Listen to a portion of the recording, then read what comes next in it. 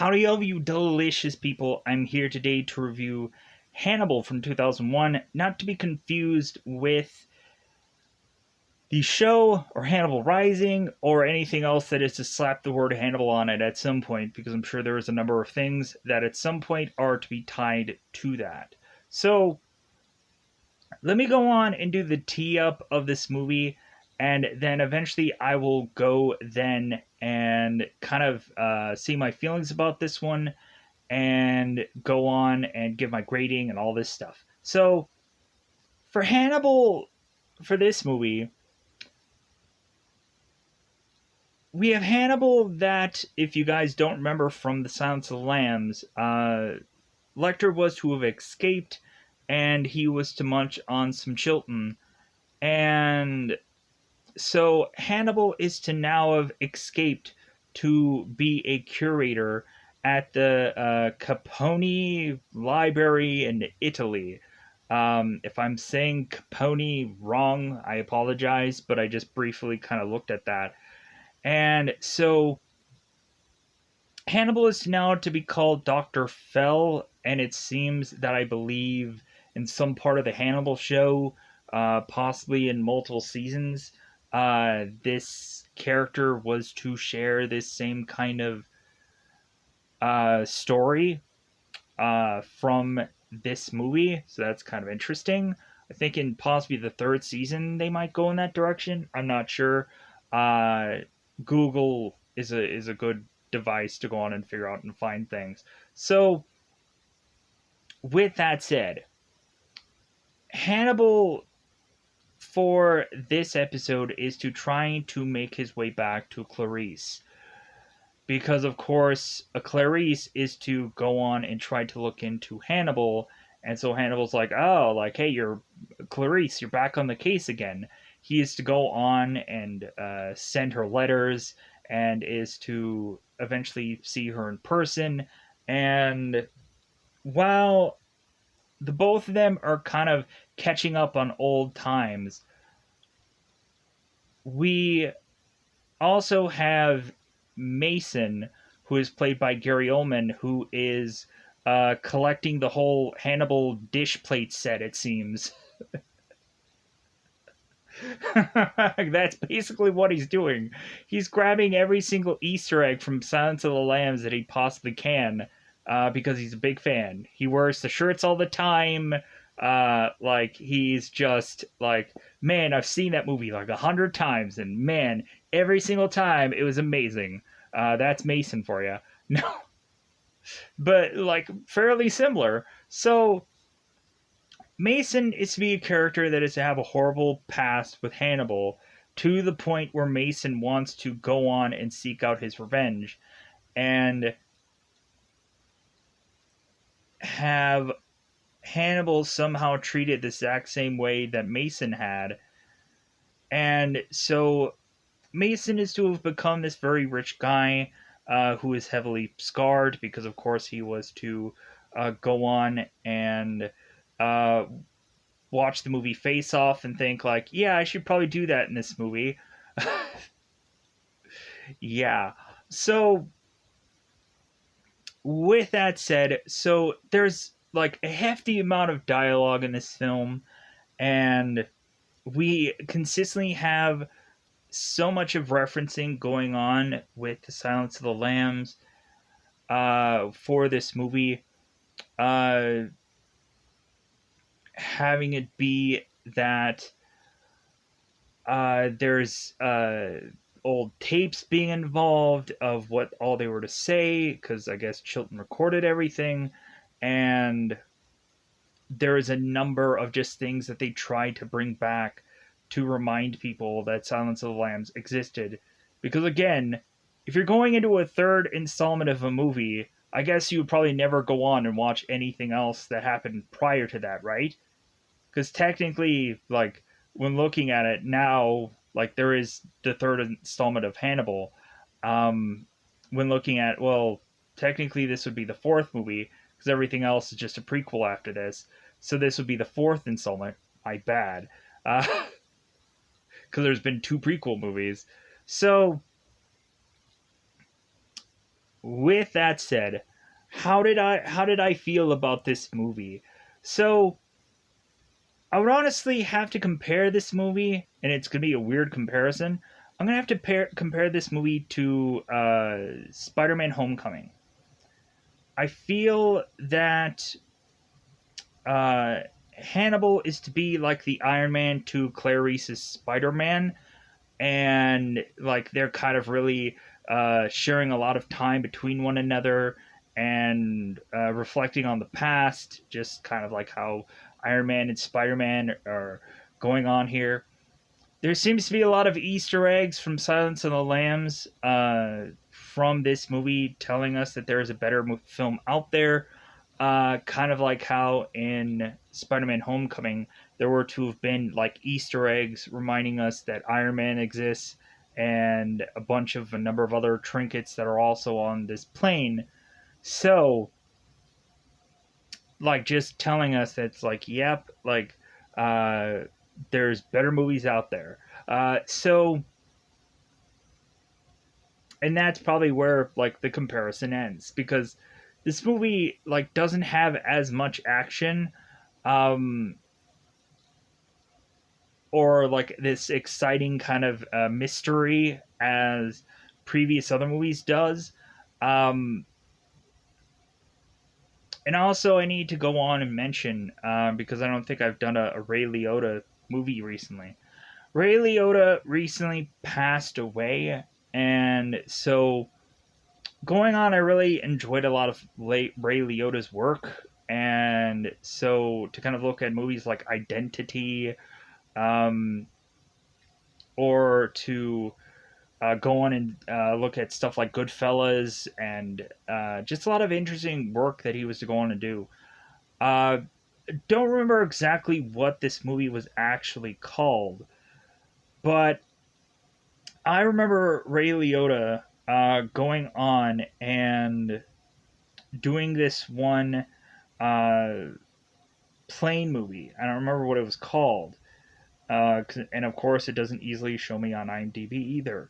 Um, I know, and I remember him doing this airplane movie where he at first was to be kind of like the innocent guy in all this. He was trying to go on and do the right thing.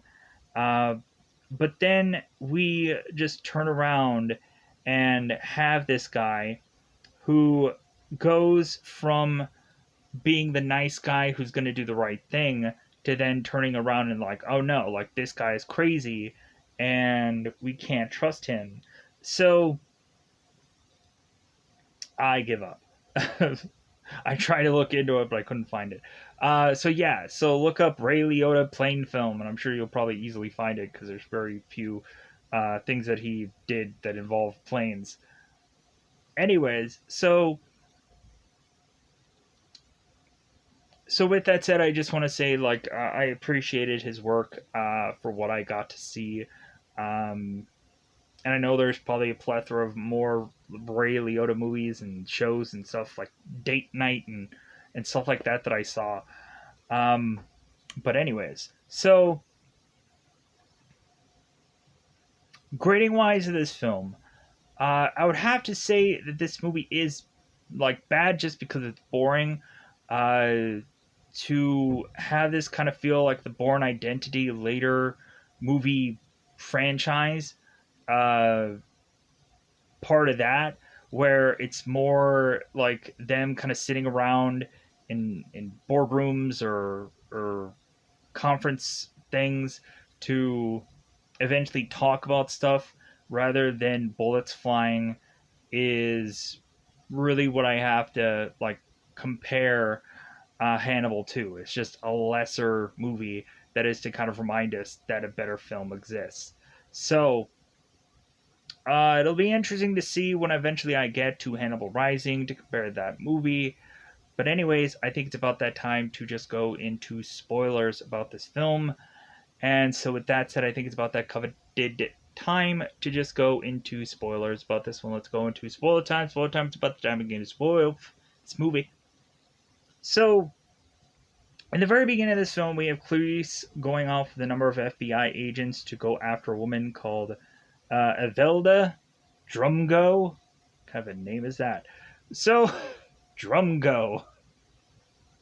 I'm gonna call her Drumgo for as long as she is to still be in this film. So, it's just kind of telling us where Clarice has been this whole time, compared to Lecter, that is just kind of chilling, relaxing, being a curator in Italy for some odd reason. So, Clarice is to go after Drumgo, and so these guys are to slowly creep their way, uh, of course, into finding where Drumco is. It seems that Drumco is to have a child, so people are pulling back, and they're like, "Hey, like everybody stand down. She has a kid." But then all of a sudden, one of the FBI agents is stubborn and does not want to give this up.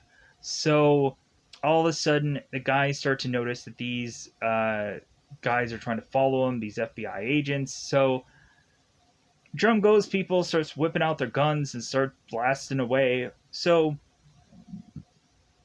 Clarice has to go on and defend herself as well as the other FBI agents. So they end up killing all of Drumgo's people, and then Clarice is to have to shoot Drumgo into the chest while she, of course, is to fall. And luckily, her baby is perfectly fine, a little bloody, of which that Clarice is going to have to clean and wipe off all the blood with this kind of like little hose thing. And so Clarice, of course, to get fairly emotional after that fact, having to, of course, kill a mother.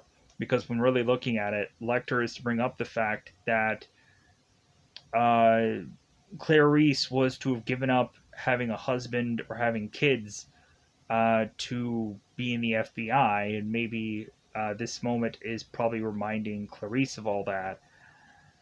So, but anyways, after that, we then go on and have this kind of debrief afterwards, where Clarice is to uh, be talking with Agent Pearlsall, and Agent Pearlsall is talking about what had all happened, and that eventually Clarice had to go on and shoot this girl and this and that. And so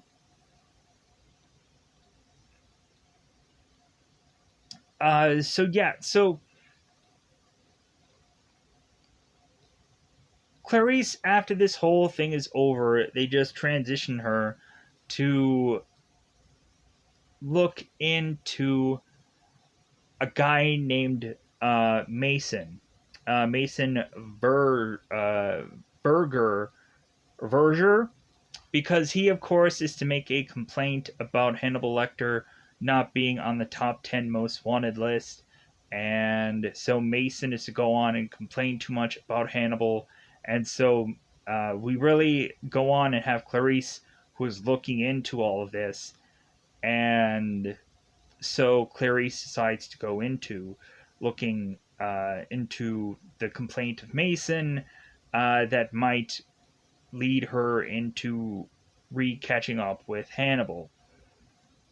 So it seems that Paul, who is Ray Liotta in this movie, is to be consistently looking at Clarice's legs, or just kind of looking at her, any manner of which that could possibly say that this guy is to want to be with Clarice, but Clarice has no real interest. When both Clarice and Paul are talking together, and like by the way that they're going on and talking, it seems that this is going to lead to both of them fighting one another without any kind of padding or anything like that, and going like full contact because like they hate one another. Um, so come to find out, Clarice is to get the Guinness Book of World Record for being an FBI agent who is to shoot so many people. Clarice is like, "Oh, I got that, I guess. Who would have thought?" So, like, man, that's a horrible award to get, a horrible record to have. So, Clarice looks into Mason, and so Clarice is to go on and is to record Mason's conversation that they're going to have together. And so Mason is to turn up this light, showcasing to Clarice Mason's scars. So Mason explains these scars to Clarice. And so Mason had had a run in with Lecter at some point, having them both go to Mason's place, where Mason is to go on and showcase all of these odd assortments of adult like toys, masks, and things where Mason is to tie himself up in and hang there dangling. So Hannibal is to go on and ask Mason if he would like a drug of sorts. He would like an upper or something like that. And Mason takes it and is to go absolutely wild. And so Hannibal ends up going on and breaking off, I think, a piece of glass, and is to tell, it's either a knife or a piece of glass, and is to give this to Mason and tell him to start cutting off his own face. So Mason goes on to do that, and every chunk that Mason continues to cut off, Hannibal feeds this to Mason's dogs and is to tell him to just, oh no, continue, like you haven't got all of it, just keep going. So Mason, because of that, is to want revenge on Hannibal and want him to be found by any means possible. And so Clarice is to record that story, and so the next thing that she is to go on and do is speak with a previous orderly of the place where Lecter was held, called Barney. And we end up, of course, actually seeing him in Silence of the Lambs, so it's kind of interesting to see him here. So Clarice is talking to Barney, and so Barney mentions uh, that there were some tapes that Chilton was to have kept between the conversations of Lecter and Clarice and Lecter and Barney. And so Barney is giving these to Clarice to, like, you know what, these things are probably very valuable, but I'm going to give them to you because you deserve them. Uh, we also have Clarice that is asking Barney, like, well, yeah, like about that, like about all this stuff that at some point seems to be very much going missing, that has anything to be tied to Hannibal. Like, where has that all gone? And Barney's like, well, I ain't saying anything. Like, I'm gonna get my big fat paycheck and not say anything, because Barney is to go on and give uh, to Mason this box where Mason is to call this, like, oh, it would be cool if I got a little cookie, and Mason's assistant is like, no, I don't think you can take a cookie because you'd probably die. So Barney goes on is to open up this box, and instead of it being a cookie or a dessert or a treat or whatever, instead it's to be Lecter's mask of witch that he used to wear.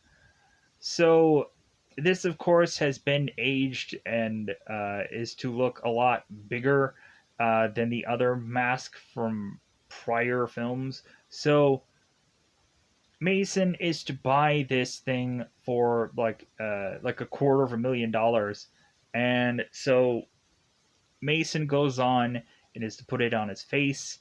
but then it seems that he's having a problem breathing, and so his assistant ends up taking it off. So we so after that we also have to find out what Lecter's doing, like what's happening with him. So Lecter is to go on and be this curator for this library. So when Clarice is to receive this letter from Hannibal, she goes on and is to have some scent experts go and take a big old fat whiff of this letter and are to find out um, that the scent of this letter is to be from a number of different European places. So they're going to narrow down the list of where this could possibly be. So Clarice is to call eventually Italy and is to ask to get a uh, like a certain video sent to her of this camera feed. So we have a guy named Puzzy who is to be this Italian detective, and so Pazzi is to go on and eventually be in contact with Dr. Fell, who is actually Lecter. And so Pazzi is to go on and meet up with this guy, and they are at some points uh, like in the same connection together. So Pazzi is to want to go on and try to figure out how he can get some opera tickets for his wife because they're going to go to this show. So we consistently have Lecter and Pazzi continuing to meet here, and so all of a sudden, while Pazzi is going through this one video that this guy is to have, Pazzi wants this guy to rewind the tape. And the guy's like, no, like I can't rewind this tape. I'm recording this for someone else. Pazzi then rewinds it, and it's to show that Lecter was in this area or was in this place. And so now Pazzi is to start to grow suspicious. So Pazzi starts looking in the 10 most wanted list, and so he's like, oh my god, like this guy may be Hannibal Lecter, and like this is crazy, so I'm going to look into this. And also, Pazzi is to meet up with Mason's people and is to get this big payout that he's going to go on and try to catch this guy himself so that way Mason can have him alive, because they're going to go on and they're going to torture Hannibal by giving him to these wild pigs that this guy who is to be, I believe, Carlo, is to go on and orchestrate. Like with the sound of like screaming, we have all these wild pigs going on and trying to tear this human body apart. So, which is actually a dummy. So, Pazza is to go on and is to continue to meet with Lecter.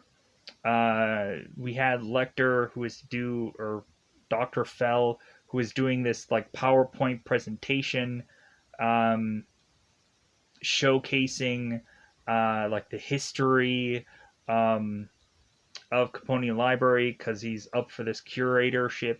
And so they're like, yeah, like you're getting there. You're so close. So Pazzi and Lecter go to this opera, and again, Lecter is to go on and bump into Pazzi, and so Lecter is to notice that it seems that Pazzi's wife will appreciate Allegra, will appreciate this certain uh, kind of rare paper that Hannibal was to find. And so he just gives this to her, and she's like, "Oh my god, like I can't accept this gift." And he's like, "No, just take it, because I think you would appreciate this more than I would." So we have Lecter, who is to consistently be with Posy, and so Posy then is to find this man called uh, Noko or Gunoko, uh, and we have Posy who takes this guy and is to tell him to wear this bracelet, this very thick bracelet, uh, and so Gnoko is to say for this guy to follow Lecter around, hoping that he can get this fingerprint of Lecter. So Gnoko follows Lecter, and Lecter is obviously noticing that he's being followed, to the point of him stopping to this newspaper to see this guy walk by. So that's why Posy was to be able to get the fingerprint to find out it was Lecter and that he's the most wanted man. So Gnoko tries to steal from Lecter, and Lecter goes on to grab from this guy and stab into him. And so Lecter walks off, and Posy is to find this guy who is to kind of be holding his side, realizing he's going to die soon because he's going to bleed out. So Ganoko is to say that he got the fingerprint, and that's how Posy is to kind of look up that uh, Lecter is Lecter. So Posy then, after this opera, is to see Lecter yet again, and because Posy, of course, is to have a number of men trying to catch Lecter in the act, and so Posy is to just try to figure out a way to meet with Lecter to say, "Hey, you want to get drinks?" Um, and so Lecter's like, "Sure, how about we go on and do that?" So Lecter, knowing good and well that Posy is eventually going to uh, to do something to him. So Lecter is to show one slide to Posy, and is to show a relative of his who hung himself on this exact building, and was to showcase to him that it's like, hey, the jig's up. Like, I know that you're trying to pull something, and like I'm gonna do the same thing to you as I did to, or as your ancestor did to himself. So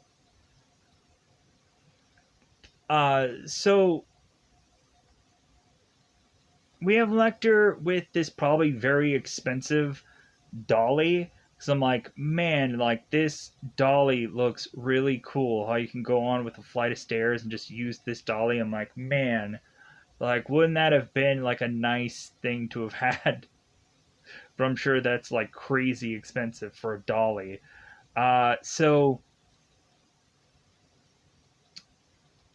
we have Lecter strapping uh, Posy up to this dolly as he chloroformed him, and we have Lecter asking Posy a number of questions about, like, well, hey, like, is there a number of people like coming after me, and so on and so forth, because Lecter wants this guy to tell the truth, or otherwise, Lecter is going to kill Allegra also, Posy's wife. So Posy is to tell the truth, and so we then have Lecter, who is to uh, stab into Posy and then hang him. and kill him here. And so now that they find out that this guy is now dead, they then are realizing that they have to go and chase off Lecter, try to get to him. So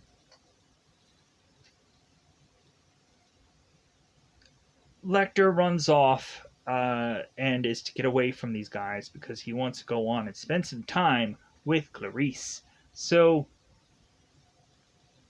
because of that whole letter, the whole letter where, like, eventually, uh, at the bottom of it, we have Lecter and Clarice, who's to be drawn as this kind of old painting, and Ray Liotta is to sneak a peek. Um, because the photo is to be fairly accurate of what possibly body parts would look like. So, hence the whole dialogue between Clarice and of course Paul. So now Lecter is to have to go on and get to Clarice, um, and need her help, but also kind of um, like Clarice is going to be in danger also. So Lecter then goes on and is to call Clarice, and so Lecter knows good and well that Clarice is going to trace this phone, but she needs like a better like battery source, and so Lecter's like, well, hey, I'll give you 3 seconds to go on and be able to trace this call so I can contact you and so on and so forth. So Lecter is to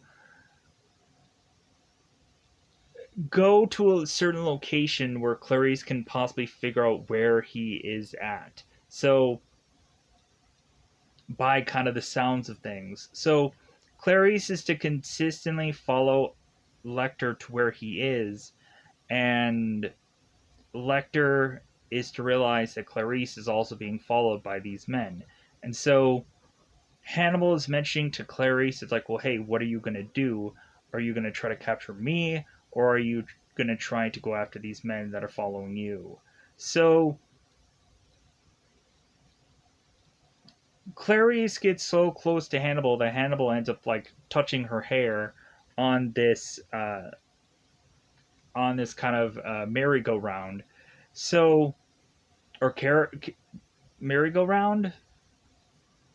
The horse ride thing. I never remember what like certain rides are and whatever. But anyways, so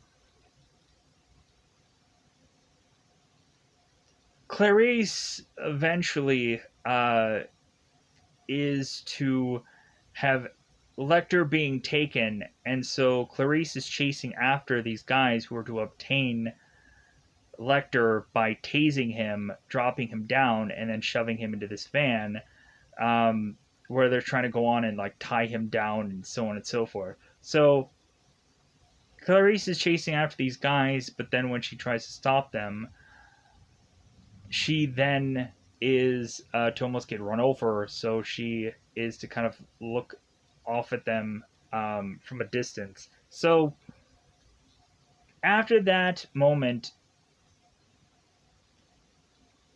we now have Paul who's stepping in and telling his supervisor that Clarice is to have some postcard that is to possibly show a romantic entanglement between Lecter and Clarice.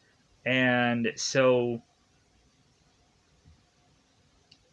come to find out, Paul is to talk to Mason and is to give him this postcard to slow Clarice down because he wrote it. And so uh, Paul is to hand this to his superiors, and so they end up suspending Clarice for suspicion of her being too close to this. So Clarice is to go on and listen to old tapes, whatever she ended up saying in the Silence of the Lamb movies.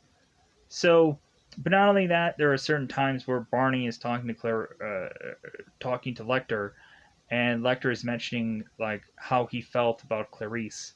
So we have Clarice that is throwing caution to the wind and is getting her other gun and is to try to figure out where Hannibal is. And we, of course, have um, her superior, who is Pearsall, who is telling her, hey, you better not go out and you better not go and do anything because you're not an FBI agent now. You're just Joe Blow. So, like, you better be like on your suspension. You better be home in the bathroom.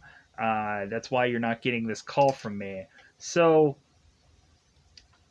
Clarice instead is to try and figure things out. So, instead, we of course have Clarice who is starting to put things together that this must all have some tie with Mason.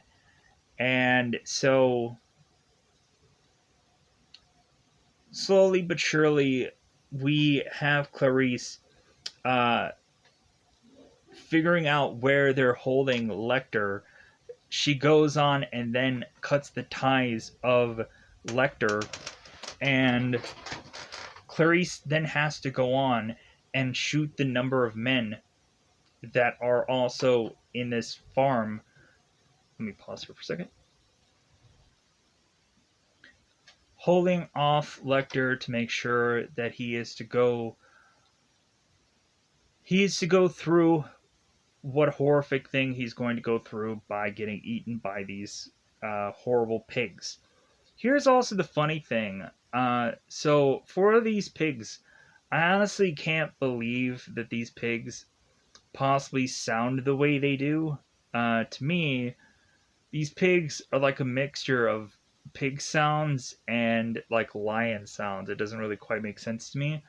Um, so more than likely, they just uh, like edited in a bunch of growls for these pigs for some goofy reason. So I've seen a bunch of different kind of pig movies. It really doesn't like seem like these pigs really sound this way. So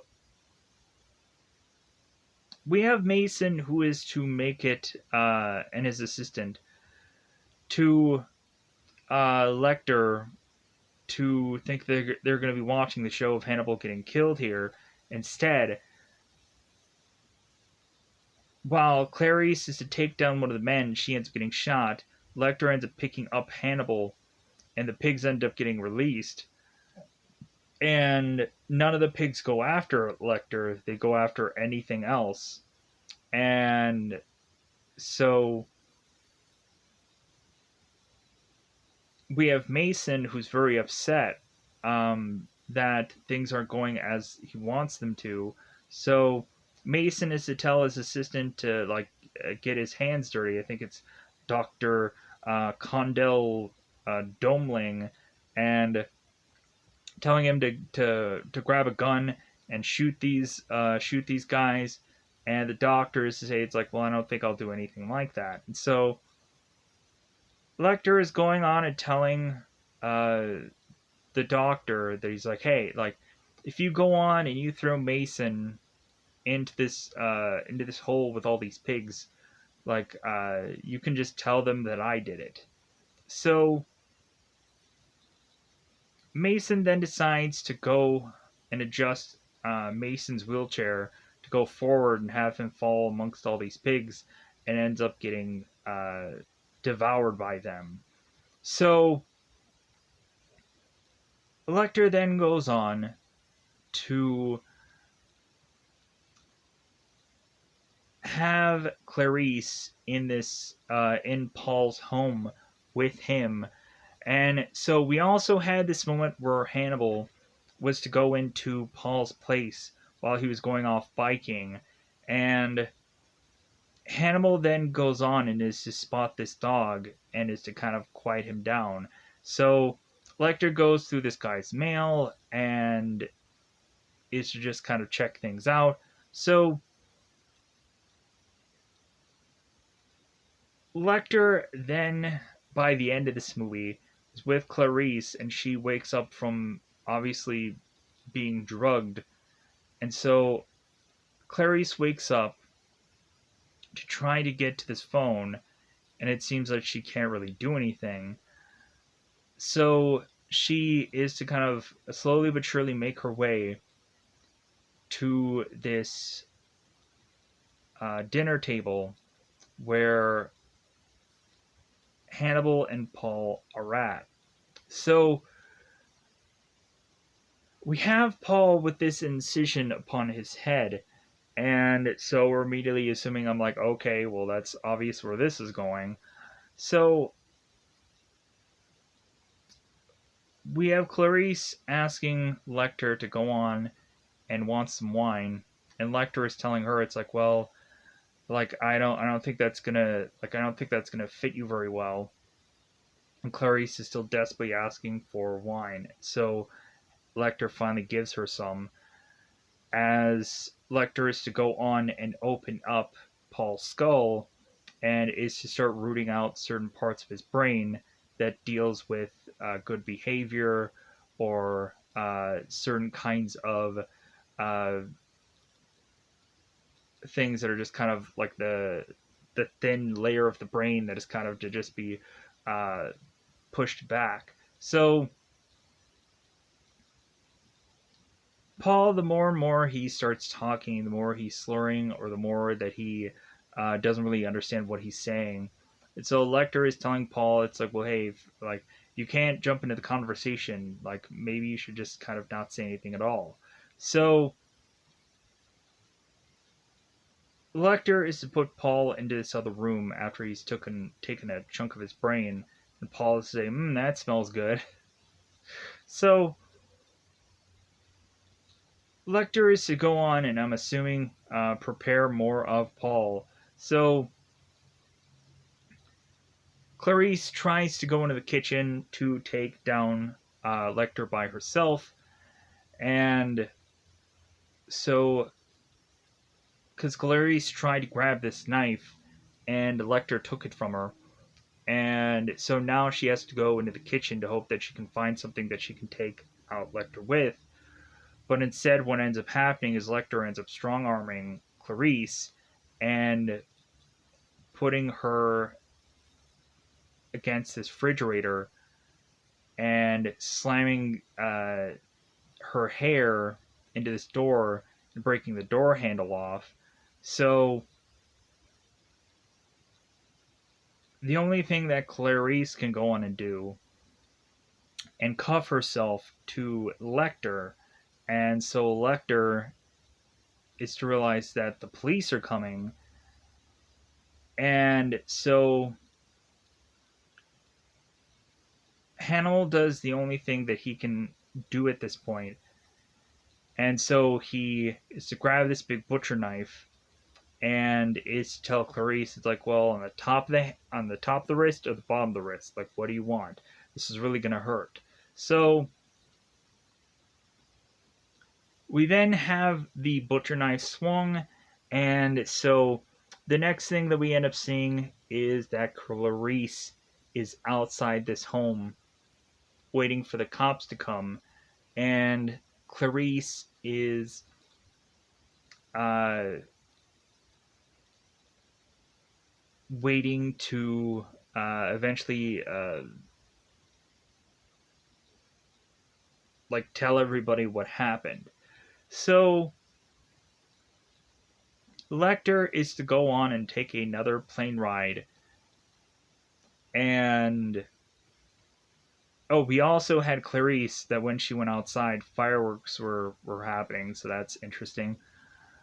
So Lecter is going on this plane. It seems that there is this young kid who is looking at Hannibal's meal, and so the one kid is to go on to be like, hey, what's that one meat item?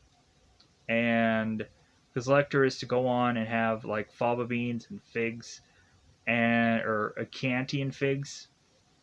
So it seems the kid is to be interested in whatever this little thing is, and I guess it would probably be a person's brain, as Lecter is to kind of bring his own meals on this plane. And so Lecter is to tell this kid, it's like, well, like I guess it's always good to try new things. And so this kid ends up eating this brain, and so that's how the movie just kind of ends with that kind of ending. So that said, I think I'm just gonna go on and get out of here. I didn't go and do much of the whole details of things because I just tried to like rush through a lot of this. So with that said, I'm going to try and get out of here. Goodbye, buddy. Bye, buddy.